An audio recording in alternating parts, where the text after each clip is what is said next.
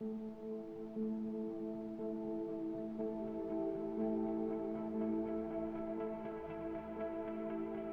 would do the TSP to the match, and then I would do a couple of Roth IRAs.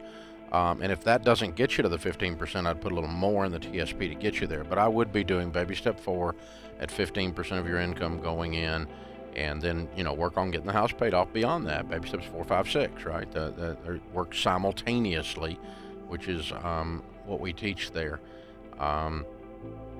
Again, this economy is weird.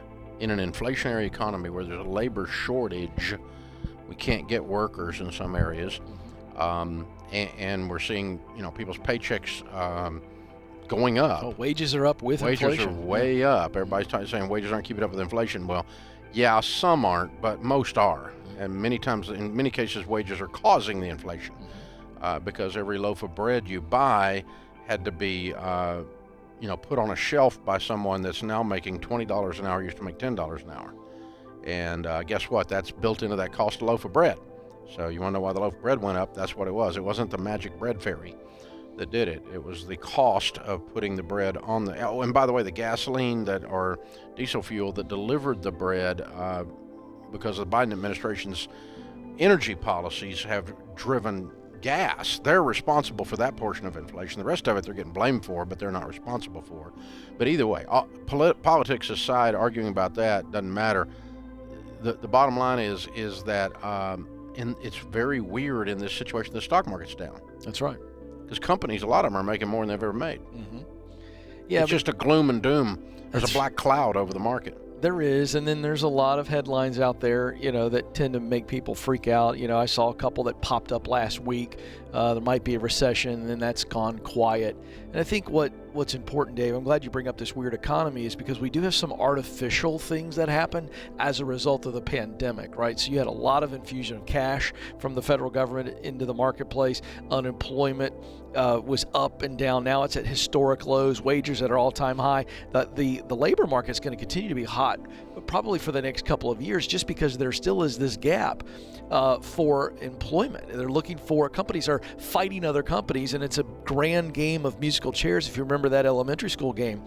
But what I know, having worked here for almost a decade, from watching the show before I ever became a team member here, watching what we teach, living what we teach, it is the financial peace principles, the baby steps that allow us to be in some ways recession proof. So don't freak out about inflation and recession, because what our steps teach, I really believe this, is the discipline and the freedom to be able to pivot when you need to pivot. Recessions are real, and so is inflation. However, when we know where we're spending the money and we have some behavior attached to a budget, we don't have to be walking around like Chicken Little, the sky's falling, just because we see some negative headlines. Yeah.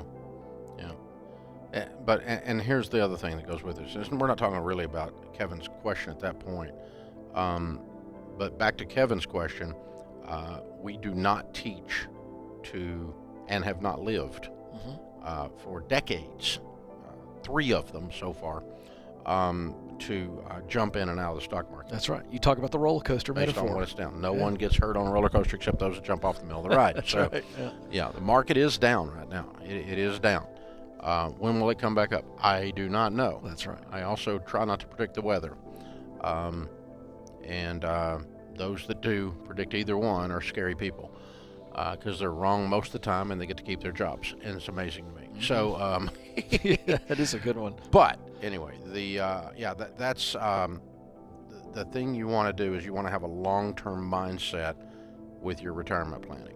Yes. So you put money in mutual funds this month when it's down, next month when it's up, next month when it's down, next month when it's up, and you'll look up and there'll be $1 million in there. That's right. And you'll be going, well, how did that happen? Yeah. And no blood pressure or indigestion. If you got a long-term view, which you teach and we've taught, you don't get all hung up in all this stuff. It's ridiculous how much I don't look at the daily news on it. I just don't even look at it. It's not because I'm scared of it. I just don't care. It doesn't change my decision. Well, at this point, you actually being the model for this whole thing, it doesn't actually matter. No, because I'm not going to make a decision based on what it did today. Oh. I want to make a decision what it does over a long period of time, right? But not over what it did today, right? Or what it did in the last 3 months. And so that does not drive my decision making, because I believe in the value returns on the stock market over the long haul. Why do I believe in that? Because we've got 70 years with almost a 12% average annual rate of return on the stock market. Look at the S&P 500. It's 11.8% for 70 plus years. Wow. I That's extraordinary. believe in that, and so if it's half of that, it ain't bad, but that's the average so far.